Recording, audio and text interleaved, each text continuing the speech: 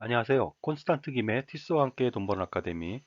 이번 시간에는요, 돈 버는 경제 2021년도 1월 고용 동향을 보면서 느낀 바를 말씀을 드리도록 하겠습니다. 통계청 자료를 토대로 해서 안내해 드리겠습니다. 부제로 제발 일하게 해주세요. 바로 고용 한파를 직면하고 있는 현재의 상황을 알려드리겠습니다. 2021년도 1월 고용 동향을 전체적으로 좀 알아보도록 하겠습니다. 15세 이상 인구는요, 전년도 동기 대비해서 4,496만 명으로 30만 명이 늘었습니다. 그럼에도 불구하고 경제활동 인구는 56만 명이나 감소한 2,738만 명입니다. 왜 감소했을까요? 바로 취업을 못했기 때문에 비경제활동 인구로만 빠졌을 겁니다. 비경제활동 인구 알아보도록 하겠습니다.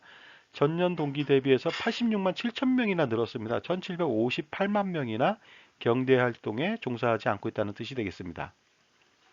취업자는요, 무려 전년도 대비해서 100만 명에 육박하는 98만 2천 명이나 줄었습니다. 그 다음에 실업자는요, 157만 명으로 전년도 대비해서 41만 7천 명이나 늘었습니다. 그래서 실업률은 5.7%인데요. 엄청난 그 고용 한파를 직접 몸으로 체득하고 있는 실정입니다. 실업률 알아보도록 하겠습니다. 보시게 되면은요, 2000년도 8월 달에 실업률이 3%대 초반이었습니다. 거의 뭐 완전 고용이라고 해도 무방할 정도입니다. 지금 현재는 그 5.7%인데요. 일반적으로 그 실업률이 3%대에 있다. 이거를 바로 완전 고용 상태라고 본다는 것이 되겠습니다. 통상 2에서 3% 정도는 자연 실업률이 있기 때문에 그렇거든요. 이런 자연 실업률이라고 하는 것은 이제 마찰적 실업이라고 해서 뭐 한 회사를 그만두고 좀 다른 회사로 가는 동안에 어떤 기간 동안에 쉬고 있는 기간 이런 것들을 포함해서 마찰적 실업이라고 하는데 이런 것들은 어느 나라나 다 있다 보니까 그 정도가 2에서 3% 정도라고 보고 있고 그러다 보니까 경기적 실업이 없는 상태 2에서 3%의 자연 실업률만 있는 상태를 완전 고용이라고 하는데 우리는 얼마 전에 완전 고용 상태에 있었습니다. 3%대 초반이었으니까요. 그럼에도 불구하고 왜 이렇게 주변에는 실업자가 많을까요? 그래서 우리는 진짜 완전 고용 상태일까? 절대 그렇지 않다는 것을 알려드리겠습니다. 실업률이라고 하는 것은요, 어떻게 평가하느냐면요, 혹시라도 그 취업해서 일을 하면 실업자에서 빠지겠죠.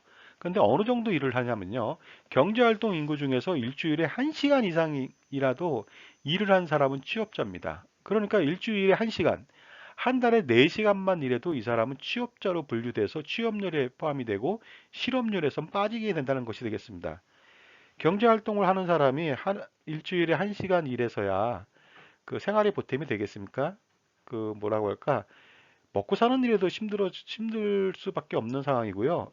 하루에 1시간을 일해도 사실상 경제 활동을 하기가 어렵습니다만은 이상하게도 실업 통계라고 하는 것이 일주일에 1시간만 일을 해도 한 달에 4시간, 그다음에 1년에 48시간만 일해도 취업자로 분류가 되니까 황당하게 그지없습니다. 보시게 되면요. 실업률을 체크하는 게 있습니다. 15세 이상 인구 중에서 경제활동 인구하고 비경제활동 인구로 나누거든요. 그 다음에 경제활동 인구 중에서 취업자하고 실업자로 나눕니다. 만약에 취업자 수는 고정되어 있다면은 취업률이나 아니면 실업률을 낮추기 위해서 어떤 방법이 필요할까요? 바로 경제활동 인구수, 모수를 줄이는 겁니다. 경제활동 인구에 해당하는 사람들을 전부 다 대부분 비경제활동 인구로 빠지게 된다면 취업률은 올라가고 실업률도 또한 내려가게 된다는 것이 되겠습니다. 따라서 그 정상적인 취업률이나 실업률을 체크하기가 굉장히 좀 어려운데요. 우리나라 같은 경우는 비경제 활동 인구가 너무나도 많습니다. 그러다 보니까 이 사람들 중에 대부분이 사실은 실업자라고 봐도 무방할 정도가 되겠습니다. 비경제 활동 인구의 대부분은 어떤 사람들이냐면요. 주부이거나 가사를 하거나 뭐 육아를 하거나 이런 사람들이고요.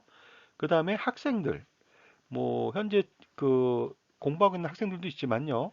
대학원을 진학하거나 외국에 유학을 가는 사람들도 있겠죠. 그런데 중요한 것은 이겁니다. 가사 일을 하는데 취업을 못해서 가사를 한다. 마지못해서. 뭐 가사는 다른 사람이 하기도 하는데 자기는 취업을 못해서 가사로 빠졌다 이거죠. 이랬을 때 비경제 활동 인구로 빠지니까 사실은 이 사람들은 실업자라는 것이죠. 학생들 중에서도요, 졸업하고 나서 취업이 안 돼서 대학원을 진학하는 경우도 있습니다. 어쩔 수 없는 선택이 되겠죠. 이런 사람들 사실은 어떻습니까? 취업자, 그러니까 뭐야, 비경제 활동 인구가 아니라 사실은 실업자죠. 그 다음에 또 외국에 유학 가는 사람들도 있겠죠. 그 정상적으로 공부하는 사람들이 아니라 취업이 안 돼서 간다. 그러면 이 사람들은 비경제 활동 인구가 아니라 사실은 실업자라는 것이 되겠습니다. 그 다음에요. 취업을 뭐 열심히 하려고 했는데 안 됐어요. 그래서 취업을 포기했습니다. 포기한 사람도 비경제 활동 인구에 포함되는데 사실은 이 사람도 취업자가 아닌 실업자입니다. 아니면 취업 준비자, 취업을 위해서 공부를 하고 있는 사람들도 있습니다. 그 뭐 학원에 가서 공부를 한다든가 여러 가지가 있겠죠. 이 사람들도 비경제 활동 인구에 빠진다. 사실은 취업 준비자도 아직은 취업이 되지 않은 실업자라고 볼 수 있고요. 군입대 대기자라든가 군입대자들도 사실은 비경제 활동 인구에 그대로 빠져 있으니까 전체적으로 그 신기루처럼 실업률이 낮아 보인다는 것이 되겠습니다. 그 실업률의 사각지대라고 할 수 있는 것은요. 우리나라 같은 경우에는요. 취업 준비자가 굉장히 많다는 겁니다. 그리고요. 농림이나 어업 종사자들이 굉장히 많이 있습니다. 그리고요. 무급 종사자라고 해서 자영업을 하고 있으면은 아버지 일을 도와주는 그런 자녀들이나 그 배우자 이런 사람들이 굉장히 많다는 거죠. 이런 사람들은요. 사실은 그 일을 하고는 있으나 아니면 일을 준비하고 있으나 바로 조금만 그 경기가 안 좋거나 이러면은 어떻습니까? 실업자로 바로 전락할 수가 있는 위험에 빠져 있다는 것이 되겠습니다. 그다음에 무엇보다도 우리나라는요, 비경제 활동 인구가 너무나 많다는 것이 되겠습니다. 그래서 실업률 통계가 허수 아닌 허수가 나오고 있다는 것이 되겠습니다. 경제활동 참가율을 좀 알아보도록 하겠습니다. 전체 인구 중에서 경제활동을 참가하는 사람들 율인데요. 우리나라 같은 경우에 전체적으로 초록색을 보시게 되면은 2021년도 1월 달에 60.9%입니다. 그러니까 100명의 인구 중에서 61명 정도가 경제활동에 참여한다고 보시면 되겠습니다. 그런데요, 경제활동 참가율을 좀 비교해 볼 필요가 있죠. 2021년도 1월에 대한민국은 60.9%입니다. 그런데 2017년도 OECD 평균은요, 72% 정도 되거든요. 우리가 너무나 턱없이 적다는 것이 되겠습니다. 차이가 무려 11.1%나 됩니다.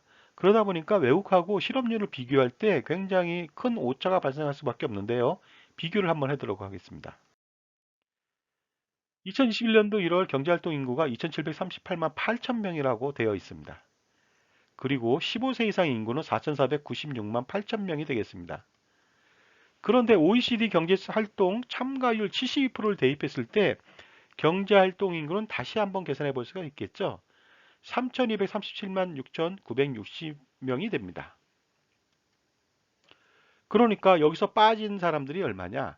경제활동 인구에서 빠진 사람이 무려 500만 명에 가까운 498만 8,960명이 됩니다. 이 사람들은 OECD 국가의 기본 지표랑 비교했을 때 우리나라에서는 빠져 있다는 거예요. 이 사람들은 그러니까 추가 실업자라고 해도 무방하지 않을까 생각이 듭니다. 총 실업자 수 한번 판단해 볼까요? 통계청에서 발표한 157만 명이 실업자 수가 되겠습니다. 거기에다 더하기 OECD 국가를 비교했을 때 경제활동 참가 인구에서 빠진 누락된 사람들이 약 499만 명이 되겠습니다. 그러면요, 그 실업자라고 할 수 있는 사람들은 656만 명이나 됩니다. 그러면요, 실업률은 24.0%가 되겠습니다.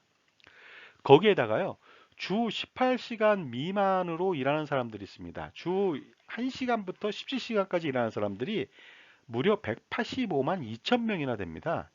그 사람들도 실질적으로는 실업자에 속한다고 해도 과언은 아닐 것 같습니다. 그래서 그 사람까지 합친다면요, 841만 명이 실업 상태나 준실업 상태에 빠졌다고 볼 수가 있습니다. 실업률은요, 무려 30.7%나 된다는 것이 되겠습니다.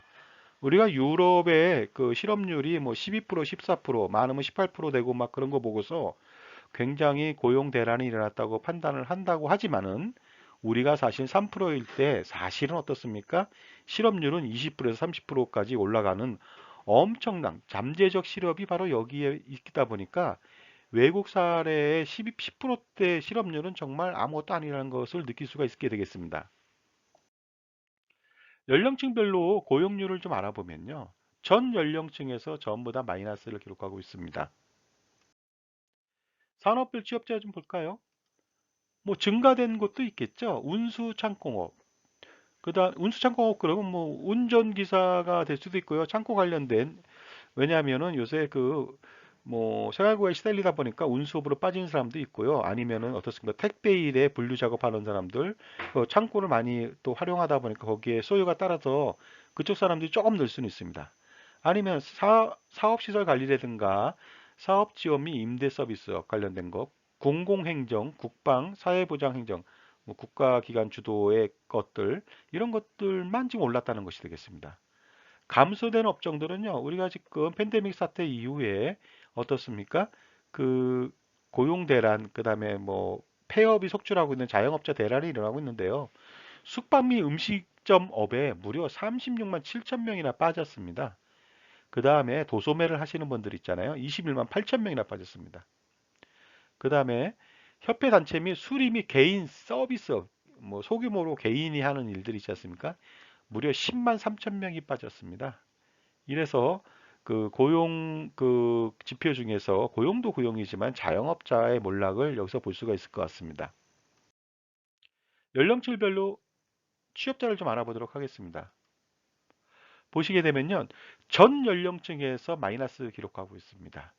60세에서 69세까지만 소폭 상승했습니다. 12,000명, 7만 6천 명.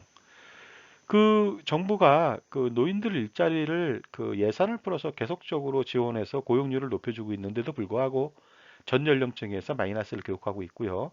심지어 60세 이상인 사람들도 그다지 늘지 않고 있습니다. 결국 예산을 쓰는 것에 한계가 왔다는 것, 돈으로 고용을 한다는 것에 한계가 왔다는 것을 바로 자명하게 나타내주고 있는 지표가 아닌가 생각합니다. 전 연령층에서 마이너스가 나다 보니까 산업 뭐라고 할까 산업 발전이라고 하는 것의 그 원동력이라고 할까 동력이라고 하는 부분들이 많이 좀 떨어져 있는 것이 아닌가 생각합니다. 산업별로 보시게 되면은요, 그 운수창고업 뭐 세부적으로 보시게 되면 종사자들이 뭐 그 153만 9천 명 조금 늘었죠. 그 다음에 금융 및 보험업도 79만 7천 명 조금 늘었고요. 사업 사업시설 관리라든가 뭐 사업지원 및 임대 서비스업 135만 5천 명, 그다음에 공공행정 관련된 부분도 98만 3천 명 소폭 상승했습니다만은 중요한 것은 도소매업자들이 많이 줄었고요. 숙박 및 음식점업들이 많이 줄었고요. 그다음에 각종 그 교육 서비스업부터 시작해서 전 부분에 걸쳐서 마이너스를 기록하고 있습니다. 그다음에 종사자별로 알아보면요. 상용 근로자 같은 경우에는 뭐 거의 미미합니다. 변동이. 그러나 가장 타격을 입은 것은 바로 임시 근로자와 일용직 근로자가 되겠습니다. 임시 근로자는 56만 3천 명이 줄었고요. 그 다음에 일용 근로자는 23만 2천 명이나 감소했습니다. 결과적으로요, 고용 한파가 있고 경기가 안 좋아지고 이랬을 때 가장 먼저 타격을 입는 사람들은 바로 그 중서민들, 저소득층이 아닌가 생각을 하고 있습니다. 따라서 하루빨리 그런 고용의 안정이 오고 그다음에 고용이 전에 비해서 진작될 수 있는 상황이 벌어져야만 중서민들이 잘 살 수 있는 기회가 될 수 있을 것 같습니다. 취업 시간대별로 보면 더 황당합니다. 왜냐하면요. 36시간, 주 36시간 이하로 일하는 사람들만 26만 2천 명이 늘었습니다. 그러나 36시간 이상 정상적으로 어떻게 보면 가게를 이끌어갈 수 있는 어떤 근로시간이 되겠죠. 그 사람들은 158만 9천 명이나 줄었습니다. 특히 36시간 미만자 주 1시간에서 17시간 정도밖에 일하지 않는 사람이 무려 185만 2천 명이라는 것이 되겠습니다. 그래서 36시간 미만으로 일할 경우에 가게 활동이 제대로 이루어질까 하는 그런 우려감이 있지 않을 수가 없습니다. 연령대별로 실업자들은 뭐 전 부분에 걸쳐서 마이너스를 나고 있는데요. 20대 보시게 되면 그 5만 3천 명이 더 늘었습니다. 그리고요. 30대, 40대, 50대도 마찬가지로 7만 2천 명, 5만 1천 명, 4만 4천 명 계속 늘고 있고요. 실업자로 보게 되면 이게 사실은요, 경제 활동의 어떤 중추적 역할을 하는 20대, 30대, 40대, 50대가요, 각각 35만 7천 명, 그 다음에 23만 5천 명, 18만 3천 명, 23만 1천 명이라고 하는 실업자를 양산하고 있다는 것이 되겠습니다. 활동 상태별 비경제 활동 인구를 좀 알아보도록 하겠습니다. 대부분 뭐 보시면 육아에 110만 명 정도, 가사에 630만 명 정도, 제약 및 수강에 360만 명, 그다음에 나이가 들어서 230만 명, 장애를 입어서 45만 명. 그다음에 기타 중에서요. 360만 명 중에서 그냥 아무 이유 없이 쉬었다. 쉰 사람들은 결국 뭐냐면요. 취업이 안 돼서 포기하고 쉬는 사람들이 대부분일 거라고 판단합니다. 그게 무려 270만 명이 넘는다는 것이 되겠습니다. 그 다음에 취업 준비자들도 80만 명이 넘기고 있습니다. 그래서 전체적으로 보시게 되면은 이런 그 취업률과 실업률의 왜곡된 지표가 있음에도 불구하고 지금 굉장히 지표는 안 좋은데 실질적인 지표를 따진다면 지금보다 훨씬 더 안 좋은 지표로 가고 있다는 것이 되겠습니다. 따라서 이러한 그 고용의 봄, 고용이 일어나서 편안하고 안정된 삶을 누릴 수 있는 고용의 봄은 언제 올 것인가 마냥 기다려지고 있는데요. 과연 정말 봄은 올까요? 지금까지 2021년도 1월 고용 동향에 대해서 지금까지 알아봤습니다. 감사합니다.